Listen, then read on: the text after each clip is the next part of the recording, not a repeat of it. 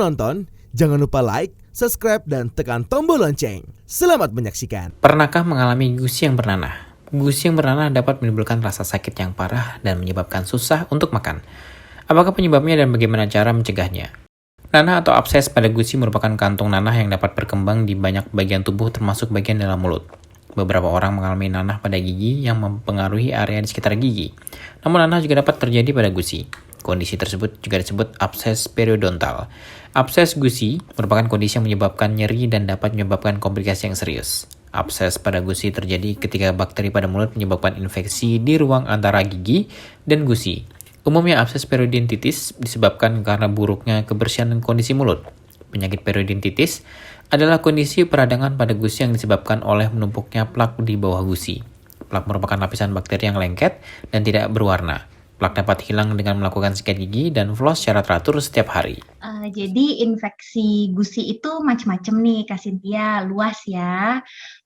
Cuman yang kalau misalnya dilihat secara yang sering gitu di masyarakat itu betul namanya abses. Abses itu kalau bahasa awamnya itu nanah, kayak jerawat. Nah, isinya tuh mirip-mirip kayak gitu tuh. Nah, untuk abses gusi sendiri ini penyebabnya macam-macam nih, Kak Cynthia. Mungkin yang suka didengar adalah, oh gigi bolong suka bikin bengkak, kayak gitu.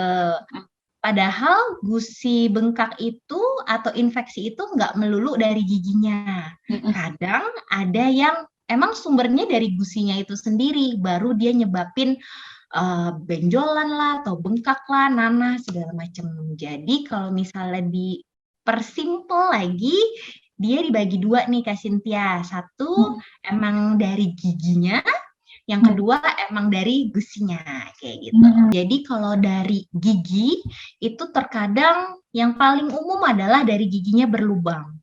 Jadi saat gigi itu berlubang, dia bikin rumah untuk sarang makanan, sarang kuman, itu nyebabin dia infeksi di dalam giginya dulu nih Kak Cynthia. Jadi biasanya dia bikin sakit nyut-nyutan, sakit kepala, terus udah nggak bisa tidur, nggak bisa apa. Nah, itu dia masuk ke dalam akar giginya. Jadi kalau misalnya kita buka mulut, yang kita lihat itu cuma mahkotanya nih, Kak Cynthia. Yang kayak bulet-bulet kotak-kotak itu, itu mahkotanya aja.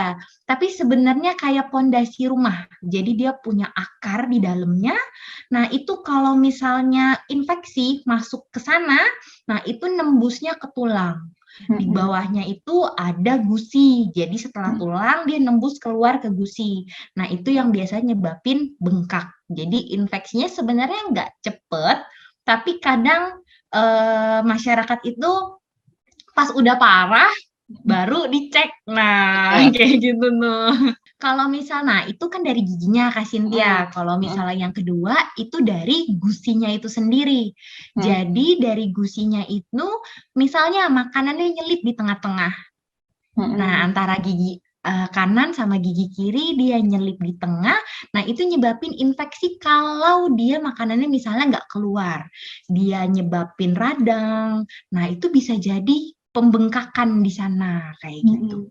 Jadi balik lagi dari dua ya, satu dari giginya, satu emang dari gusinya yang keinfeksi sendiri tanpa disertai dengan lubangnya nih Kak. Menghindari kerusakan gigi sangat penting untuk mencegah abses gigi dan gusi. Lakukan perawatan gigi untuk menghindari kerusakan gigi dan gusi. Kumur dengan menggunakan cairan antiseptik, mengganti sikat gigi setiap 3 atau 4 bulan atau saat sikat gigi sudah mulai rusak, mengkonsumsi makanan sehat, membatasi konsumsi gula dan makanan ringan, berkonsultasi dengan dokter gigi secara berkala, menggunakan benang gigi atau floss, sikat gigi minimal 2 kali sehari dengan pasta gigi berfluoride. Tim Eljan Media laporkan.